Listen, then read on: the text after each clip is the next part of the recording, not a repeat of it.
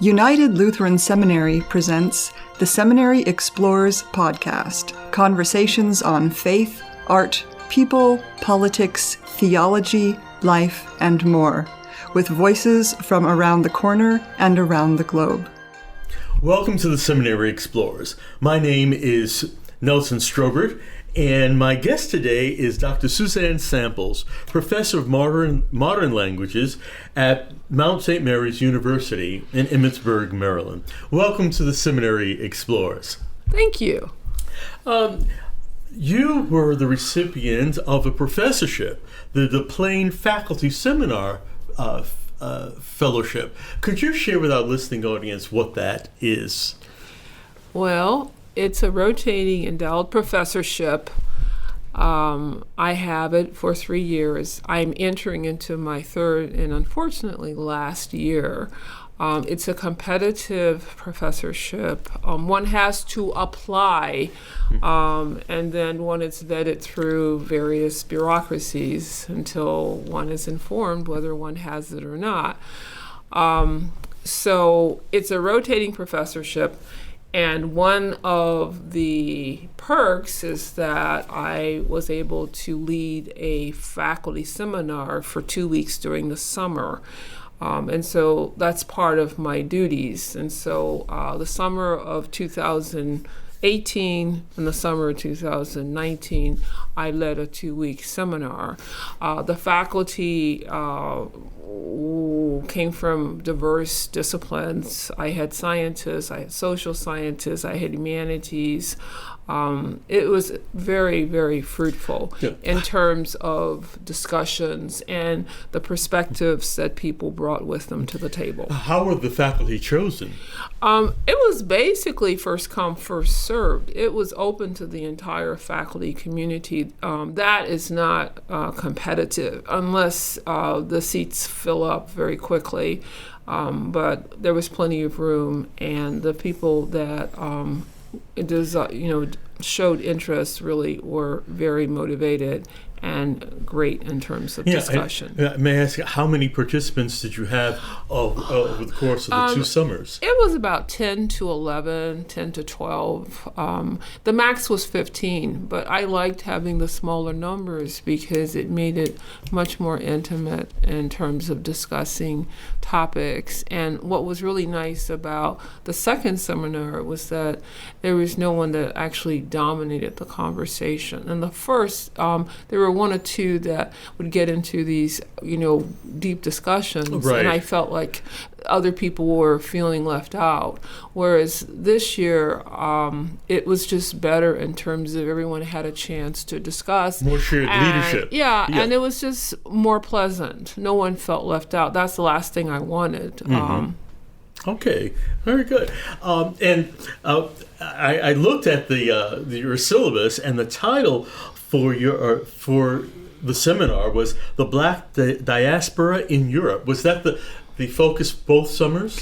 It was the focus both summers because most of my colleagues are not really aware of the Black diaspora in Europe. I thought it was best to give this information in a chronological sequence. And so the first seminar started at the very beginning, so to speak, with the Greco-Roman world, the ancient world, and took us up to about, the Russian Revolution, so 1917, maybe 1930. And then the second seminar picked up with the Weimar Republic. So there's a little bit of overlap, but a different country. Weimar Republic is 1919 to 1933. I must admit the second seminar had a more heavy German emphasis, but then again, I'm a Germanist, so that would be understandable. Right.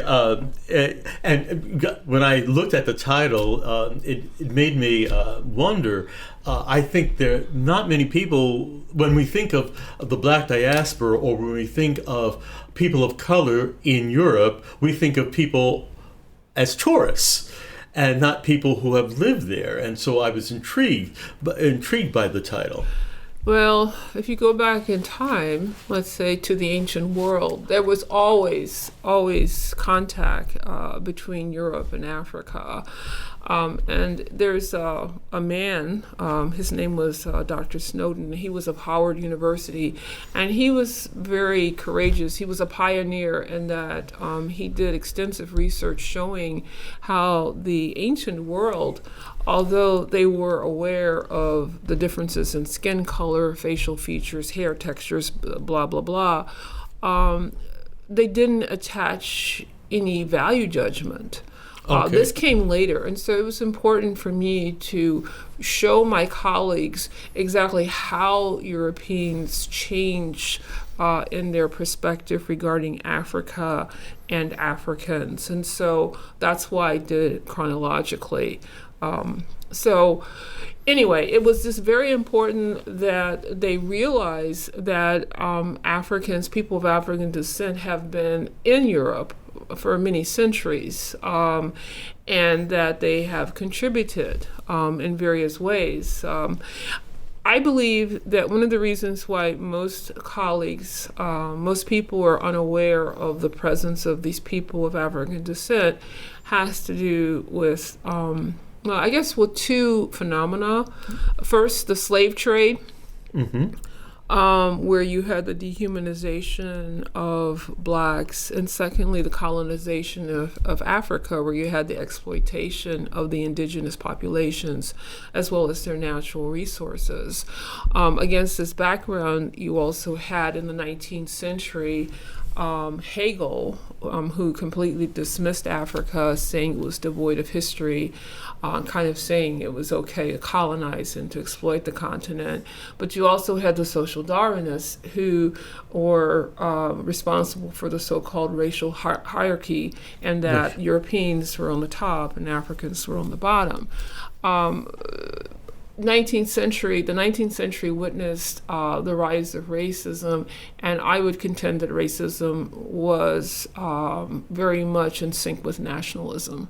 And so for Europeans to feel superior, they had to invent an other, and the black other was very convenient. An other could also be used, to look at anyone who was non-European, but my focus is on people of African descent. Right. So in the 19th century, when you had historians, putting down their national histories, they were incredibly racist and nationalistic, and therefore any minority group was overlooked or ignored or erased, and everything. And that was especially true for people of African descent living in Europe.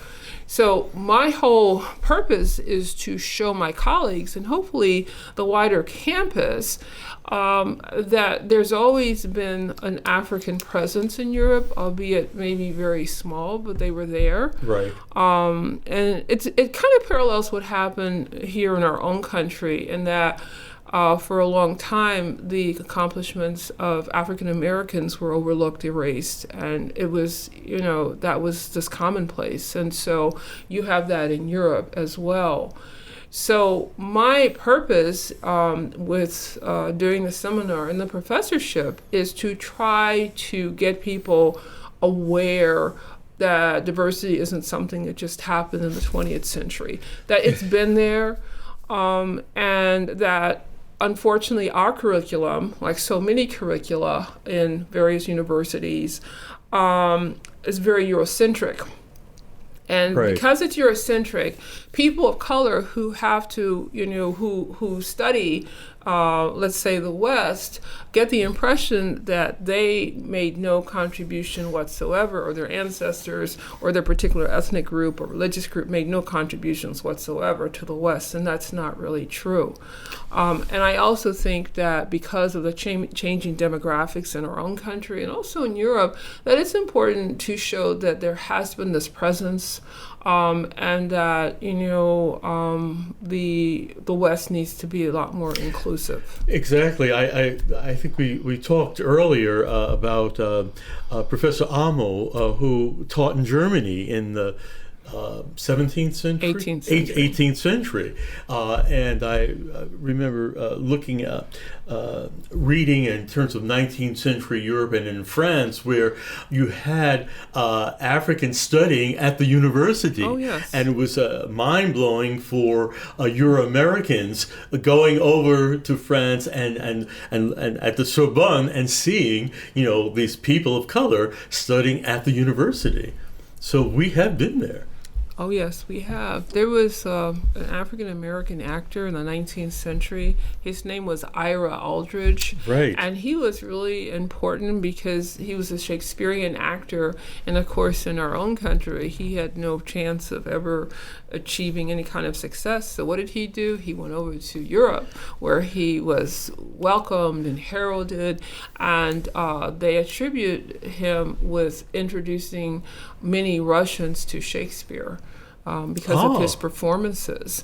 And so, there's so many examples. I mean, you look at the racism here in our own country, and for people who were able, and we're talking about very, very few, obviously, but the people who were able to go to Europe, who were able to experience a life without prejudice and discrimination, I can only imagine how liberating it must have been for them.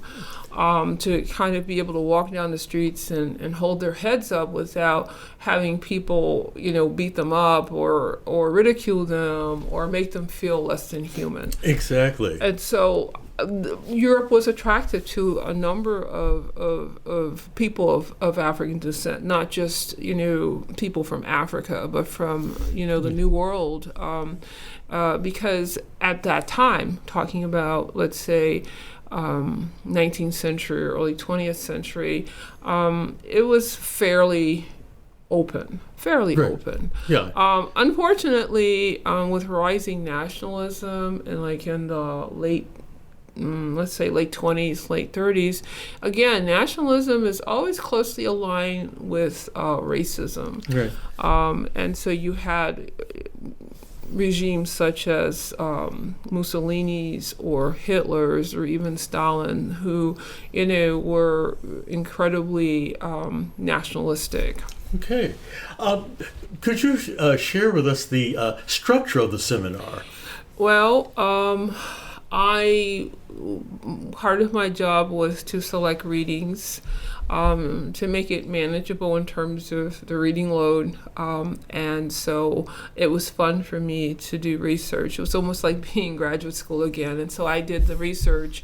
And then I bought the books, or the professorship bought the books. And then the books were distributed to members participating in the seminar.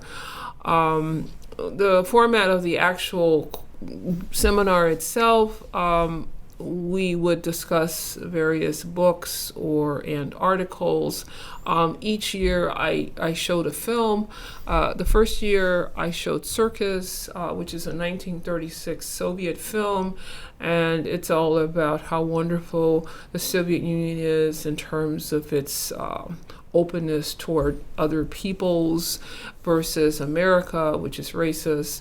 And then the second year, this past summer, I did Otomo, and it is based on a true story. It's speculative, but it follows the last 12 hours of an African immigrant's life in Stuttgart, Germany, and everything. And so very interesting films, very powerful films, showing, each country's reaction toward people of color. Right.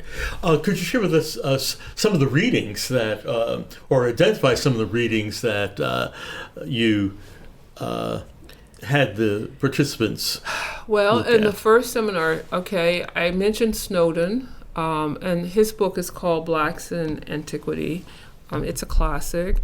He wrote that in 1972, so you have to think about the context of time and what was going on in America and everything. Right. But of course, being a medievalist, in addition to being a, 21st century scholar of the Black diaspora, there's a book called Parzival, and it's Middle High German Arthurian romance.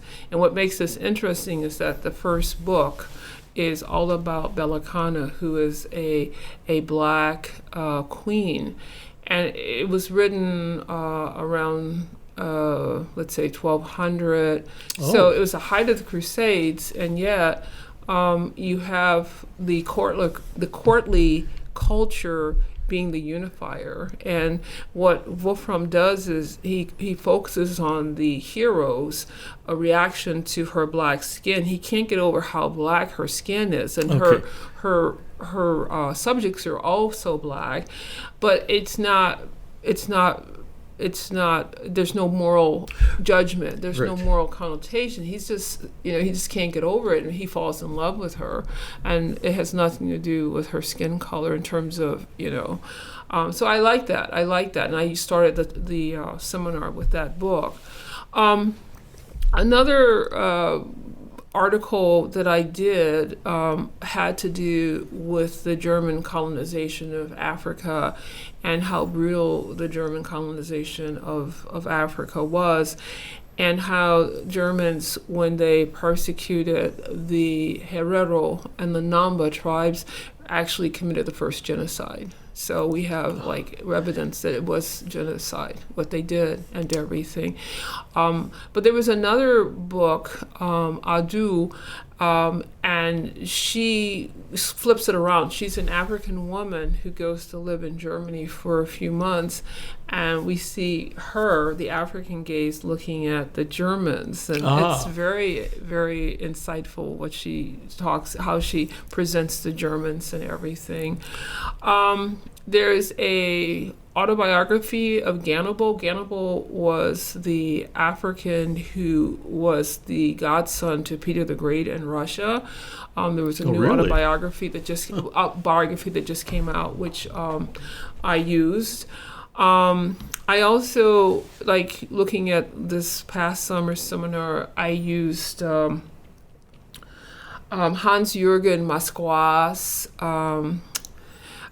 In German, it's interesting. It's called Neger, Neger, Schornsteinfeger, Nigger, chimney sweep. And sometimes nigger means Negro. It depends on how you want to use it. Right. But anyway, it's about this man who actually lived in Hamburg during the Third Reich. And he subsequently came to this country. He served in the military, and he was an assistant editor of Ebony. And he lived in D.C., and he just died a few years ago. So that was interesting. Another book that I used was The Invisible Woman. And again, this is the autobiography of a biracial woman who was born right after World War II, and her odyssey into finding selfhood and finding, self-identity. Those are two incredibly strong personal testimonies of the resilience of humanity. I also did one, Soul to Soul, which was about an Afro-Russian. And that was just fascinating in itself, and that her grandparents had come from the United States to the Soviet Union in the 20s, and her grandparents were an interracial couple. Her grandfather was black, her grandmother was white, or Jewish, and so they could never have a life in the United States, and so they went to the Soviet Union. And then her mother married an African, and so they had this strong tradition of very strong women in their family, and also they spoke English. And she also has her black relatives in the United States and also her Jewish relatives in the United States. So that's really interesting. And I think that people found it very fascinating. Indeed. Those are just a few of the books that we read. But there was always a lively discussion. I was about to say, those books would incite good discussion. Because it was something new. I think the faculty appreciated that. It wasn't the same old. I mean, in most cases, we did read Fanon, but of course then Fanon is something that most people have read. But with the exception of Fanon, I would say that, the books were like really new, and Right. I think they had a lot of food for thought, and it was a lot of good discussion. And so one of my plans is that now that the 2 seminars are over and I'm a little bit behind, I will publish their essays. They all had to write an essay. Oh, okay. And so I will publish their essays, and then once they've had a chance to read over the essays, I'm going to bring them together. Each group I'll bring together, and there's some overlap. Some people Right. did both seminars, but they'll be separate in this respect. And then we'll discuss the essays, and I'll have wine and nibbles and everything like Right, that. sort So of the follow-up. I want to do follow-up. Right. And will this publication or the publications be available to those for us outside of the Mount University community? Well, now that I have been made aware of that possibility, yes, I'll definitely make sure that a copy goes online. So that people will have access to it if they're interested in it. Oh, good. I'd like to, for you to share, if you will, the importance. What do you see as the importance of the seminar being held at Mount St. Mary's, a Catholic university? Well, Catholic can be spelled 2 ways. It can be spelled with an uppercase C or a lowercase c. And Right. the lowercase c means universal. Okay? And so to me, it's fitting that we should explore this whole idea of welcoming and being open to all peoples. And especially in the time that we're living, I think it's really important to stress the common humanity that we all share as human beings. Mm-hmm.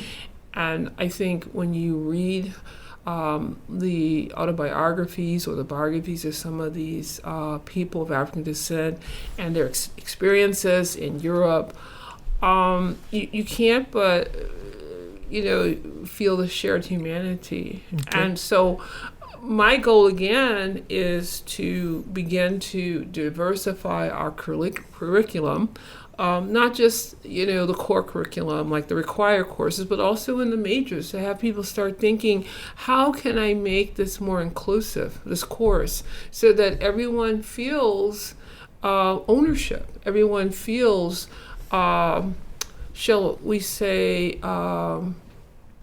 feels dignity.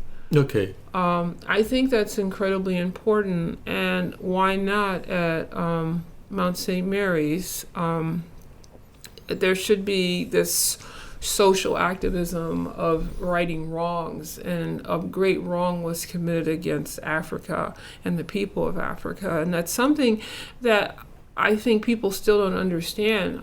If I may digress, I think that's the problem here in the United States, is that the whole issue of slavery has never really been discussed, and it undermines everything. It has poisoned everything that we've done as a country. We have ideals, and it's up to us, regardless of our faith or non-faith, to try to strive for these ideals. Ideals are never ever achieved, but the whole idea of striving toward these ideals. And so I would hope that people would recognize the humanity in all people, regardless of gender or ethnicity or race, Right. or sexual orientation or whoever, whatever. Exactly. And everything. So I would think, yes, it's good that the Mount, I'm able to do this at the Mount, but I would hope that all institutions of higher education would be interested in trying to stress the common humanity that we all share. Oh. Well, I can't believe our time has run out. I want to really thank you for sharing your insights and your experiences as the De La Plaine Faculty Seminar Professor. My guest today has been Dr. Suzanne Samples, Professor of Modern Languages at Mount St. Mary's University in Emmitsburg, Maryland. For the Seminary Explorers, this is Nelson Stroberg. Have a good day. You have been listening to The Seminary Explorers, a production of United Lutheran Seminary with campuses in Gettysburg, Pennsylvania and Philadelphia, Pennsylvania. We invite you to visit our website at unitedlutheranseminary.edu. Opinions expressed on this program are not necessarily those of United Lutheran Seminary or the Evangelical Lutheran Church in America.